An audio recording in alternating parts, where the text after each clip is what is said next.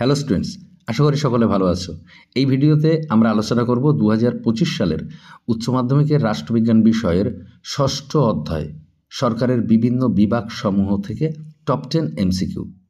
তোমরা যদি ভিডিওটি ভালো করে শেষ পর্যন্ত দেখো তাহলে গ্যারান্টি দিতে পারি এখান থেকে তোমরা অবশ্যই কমন পেয়ে যাবে। চলো তাহলে দেখে নাও টপ 10 এমসিকিউ। প্রথম প্রশ্নটি দেখো, সরকারের কয়টি বিভাগ পরিলক্ষিত হয়? সঠিক উত্তর হবে 3টি। সরকারের 3টি বিভাগ হলো আইন বিভাগ, শাসন বিভাগ এবং বিচার বিভাগ। আইন বিভাগের কাজ আইন তৈরি করা, শাসন বিভাগের কাজ আইনের প্রয়োগ করা এবং বিচার বিভাগের কাজ বিচার কার্য সম্পাদন করা। এবার দেখো পরের প্রশ্নটি, দ্বিকক্ষ বিশিষ্ট আইনসভার সমার্থক হলেন? সঠিক উত্তর হবে লর্ড ব্রাইস। তোমরা মনে রাখবে যে এখানে এই অপশান কিন্তু সবসময় লর্ড ব্রাইস নাও থাকতে পারে, সেই জন্য এক্ষেত্রে দ্বিকক্ষ বিশিষ্ট আইনসভার যতজন সমর্থক আছেন যারা বিখ্যাত তাদের নামটা তোমাদের মনে রাখা দরকার।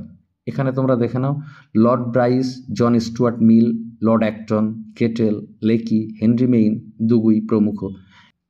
পরের প্রশ্নটি দেখো, দ্বিতীয় পরিষদ হলো স্বাধীনতার অপরিহার্য নিরাপত্তা বলেছেন? সঠিক উত্তর হবে লর্ড অ্যাক্টন। তোমরা মনে রাখবে দ্বিতীয় পরিষদ বলতে বোঝায় যে কোনো দ্বিকক্ষ বিশিষ্ট আইনসভার উচ্চকক্ষকে, যেমন ভারতের পার্লামেন্টের উচ্চকক্ষ রাজ্যসভা হলো দ্বিতীয় পরিষদ। এবার দেখো পরের প্রশ্ন, মার্কিন যুক্তরাষ্ট্রের আইনসভা কী নামে পরিচিত? সঠিক উত্তর হবে কংগ্রেস। মার্কিন কংগ্রেসের 2টি কক্ষ, উচ্চকক্ষ সিনেট এবং নিম্নকক্ষ জনপ্রতিনিধি সভা। এবার দেখো পরের প্রশ্ন, ব্রিটিশ পার্লামেন্টের নিম্নকক্ষের নাম কি? সঠিক উত্তর হবে কমন্স সভা। তোমরা মনে রাখবে ব্রিটিশ পার্লামেন্টের 2টি কক্ষ, উচ্চকক্ষ লর্ড সভা এবং নিম্নকক্ষ কমন্স সভা। এবার দেখো পরের প্রশ্ন, কোন ধরনের শাসন ব্যবস্থায় মন্ত্রিসভা আইনসভার কাছে দায়িত্বশীল থাকে? সঠিক উত্তর হবে সংসদীয় শাসন ব্যবস্থায়। দেখো সংসদীয় শাসন ব্যবস্থায় আইনসভার নিম্নকক্ষে যে দল সংখ্যাগরিষ্ঠতা লাভ করে সেই দল মন্ত্রিসভা গঠন করে, ফলে মন্ত্রিসভা নিম্নকক্ষ অর্থাৎ আইনসভার নিকট দায়িত্বশীল থাকে। এবার দেখো পরের প্রশ্ন, ক্ষমতা স্বতন্ত্রীকরণ নীতির প্রধান প্রবক্তা হলেন?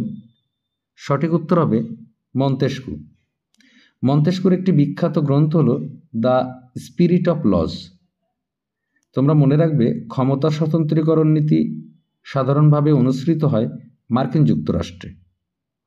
এবার দেখো পরের প্রশ্ন, ন্যায় বিচারের দীপশিখাটি অন্ধকারের মধ্যে নিভে গেলে কি ভীষণ সেই অন্ধকার, একথা বলেছেন?